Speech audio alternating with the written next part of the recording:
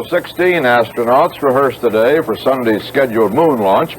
The television pictures they send back to Earth from the flight may be dramatically superior to previous transmissions, as Bill Curtis reports from North Hollywood, California.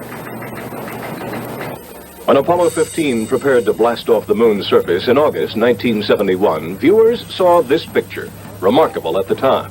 Now advancements enable us to see this picture.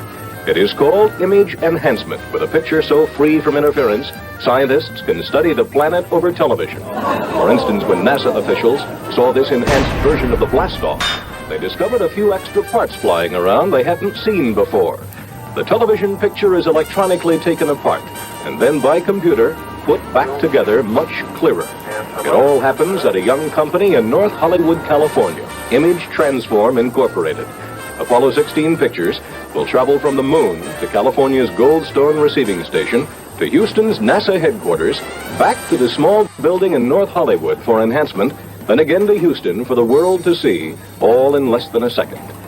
Compared with the multi-billion-dollar NASA facilities, these offices could fit in a broom closet. And that's about where the young company is keeping its secrets, but the product sells itself, turning round images into distinct rocks and crevices. NASA signed a contract with the firm 24 hours after they saw these results. If all goes well on Apollo 16, it will be hard to tell the difference between simulation and the real thing. Bill Curtis, CBS News, North Hollywood, California. Moon or no moon? Yes, folks, what we have here is supposed to be a photo of our moon taken by a human being standing on the Earth, pointing his camera and just pressing a button that made a sound click. And folks, as well as showing no sign of Photoshop interference, bring it up and we've got no square box around the moon. And here you are, again, no sign of any square compositing box around the moon. And here is another, and as you can see again, brightening up, no compositing box around the moon. And again, no sign of photoshopping.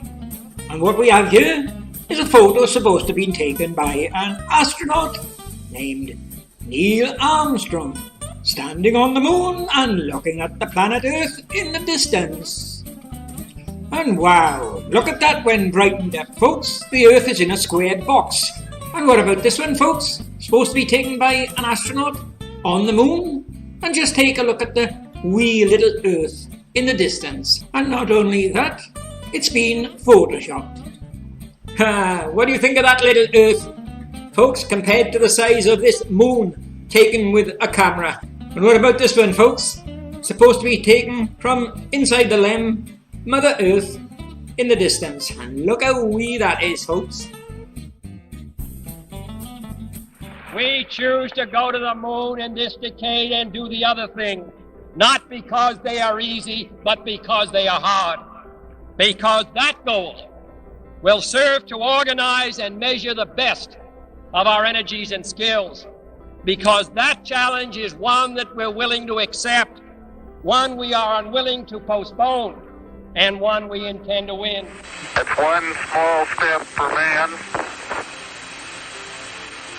one giant leap for mankind. For the 1990s, space station freedom, our critical next step in all our space endeavors, and next, for the new century, back to the moon, back to the future, and this time, back to stay. And then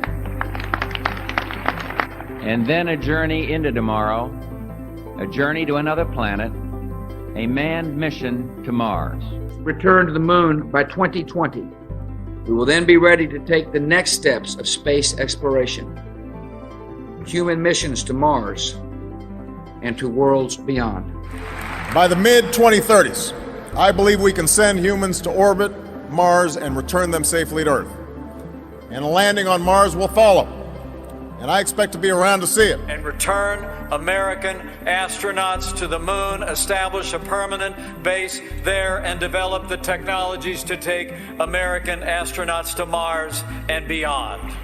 But despite these grandiose visions of building lunar outposts or landing people on Mars, human spaceflight has remained confined to low Earth orbit since 1972. NASA's latest initiative, the Artemis program, proposes returning astronauts to the moon's surface by 2024. A mission to Mars may then follow sometime in the future. Will things be different this time? What is standing in the way of NASA achieving these goals? And ultimately, will we ever get to see NASA land people on Mars? In June 2011, Ron Guerin found himself facing that danger firsthand. I was maybe 4 months or so into the mission, and we got a call from Mission Control that a piece of space debris was going to pass a lot closer than people wanted. If we know about it soon enough, we will change the orbit of the space station. We can boost it up higher or lower and change it so that we avoid that object.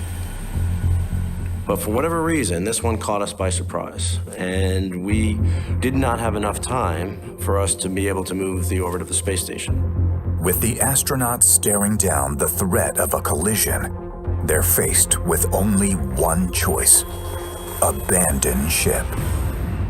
The International Space Station has several different ways of trying to deal with potential collisions, but the last-ditch defense are the 2 Soyuz space capsules, because those are basically lifeboats. Ron and the crew race to the Soyuz capsules. Now, the only thing they can do is brace for impact. And then it was just a waiting game after that. But we didn't know if it was going to hit it or not. NBC's Jeff Rawson watching all of this. Jeff, good morning to you. Space junk was on a collision course with the International Space Station. Spotted so late, there was no time to move out of the way. Instead, the 6 astronauts got the order from Mission Control. The probabilities are still in the red threshold, and we are planning to have you shelter in place. If all else fails, the astronauts on board the space station can climb into those Soyuz space capsules and wait to see whether a collision actually takes place. If it does, they can in a few seconds detach from whatever's left of the space station and then immediately try to return to Earth. When the object passed the space station, we got a call from Mission Control that it was all clear. And it turned out that this object passed within a football field of the space station, and relative velocity was 8 miles per second. So it's a fairly large object traveling that fast. It probably would have destroyed the space station had it hit. There is evidence of hits on the space station, and a little piece the size of a grain of sand that really make a bad day. It's something that should be a major concern if we're going to continue to use the environment of space for the things that we want to use it for. The Earth's atmosphere is a protective shield for anyone on the ground. But in space, there's no escape from the power of the sun. Solar flares and other kinds of violent eruptions from the sun are very, very dangerous for anybody who's in space. The amount of radiation that suddenly is pouring off of the sun at that point jumps way up. And we can try to create certain kinds of very shielded areas that the astronauts can hide in, but even those can only offer a very inadequate protection against the level of radiation that the sun can suddenly release at those times. An extremely powerful solar storm could send the crew looking for cover. What we would do is we'd find a place on the space station that offers the most protection. Water turns out to be a fairly good insulator of radiation. We do have bags of water on the space station, and we'd probably huddle some bags of water into a location and get behind that as best we could. But in spite of that danger, the same powerful burst of energy also gives the astronauts on the space station front row seats to the greatest light show imaginable. The auroras are just incredible. And there were times on my mission where we flew so close to the auroras that you could reach out and touch them. I mean, they were going right by the windows. It was absolutely incredible. The pictures really don't do them justice. They really do dance. But what you're seeing, really, is the after effect of a tremendously energetic and dangerous solar storm. These subatomic particles screaming across the solar system at just under the speed of light are getting swept up by the Earth's magnetic field and funneled down into our atmosphere. It's humbling and amazing.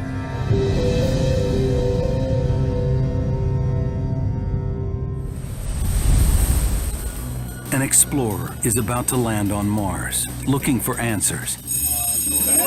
A make-or-break moment for a very expensive robot. This seems crazy. Why again does this work? If it doesn't work, it's kind of a bad day on Mars.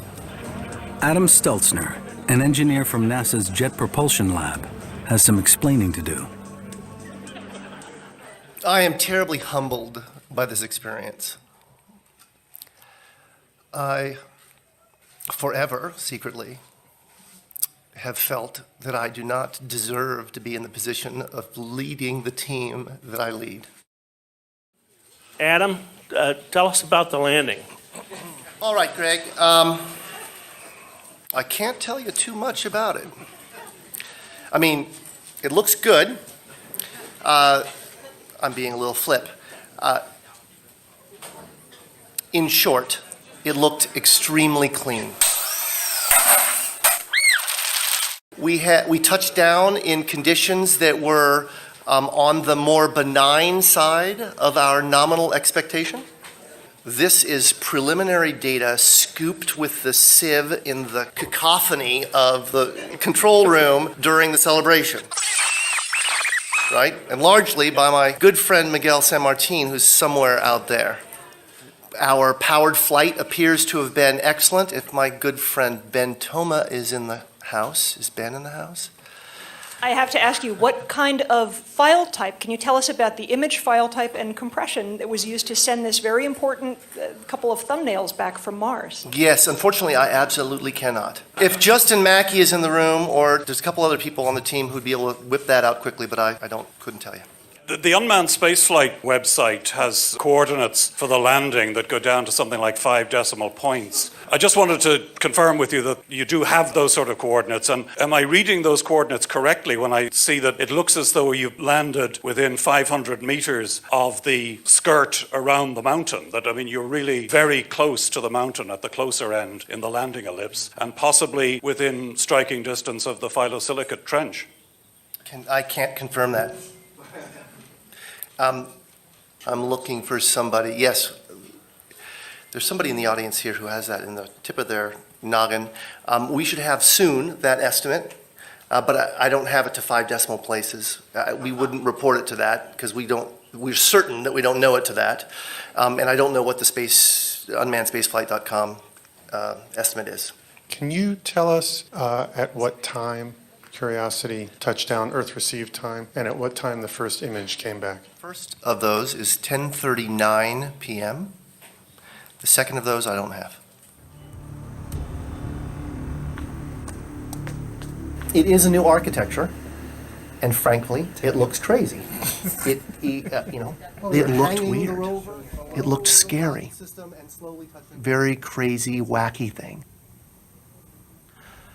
And it looked like that to the folks at NASA headquarters. And so we went through what ended up being close to 2 hours. There's lots of questions, there's probing.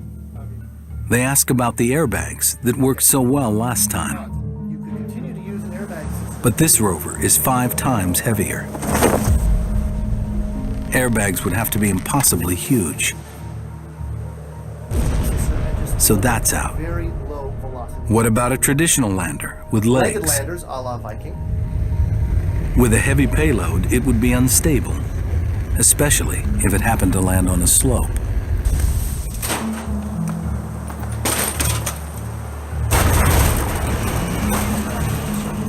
And that's one of the reasons that we don't like it.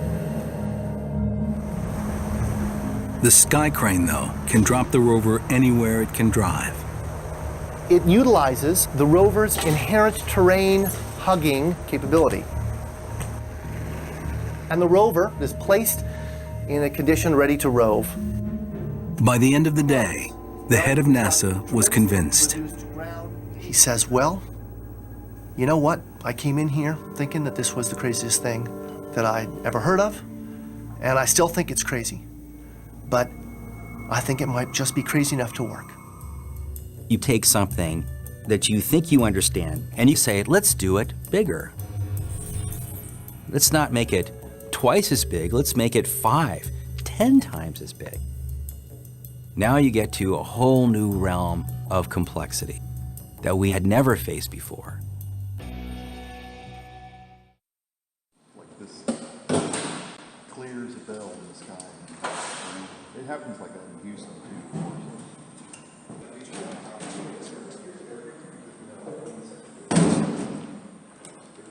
One's going to be out of the west for the next 4 days. We're going to burn. That way everything goes to the east side. And it did really.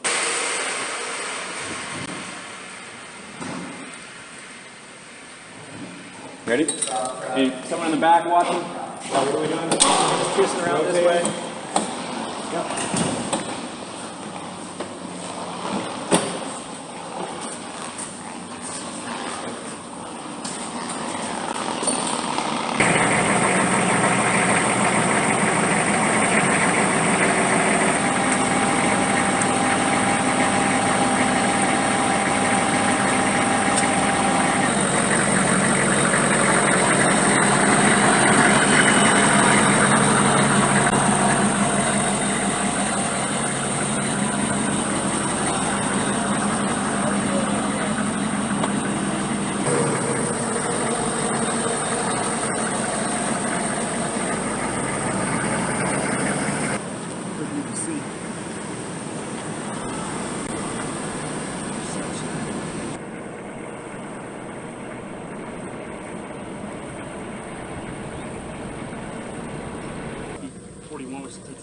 Yeah, and the 87 will do that. Yeah, 41 is just there. Or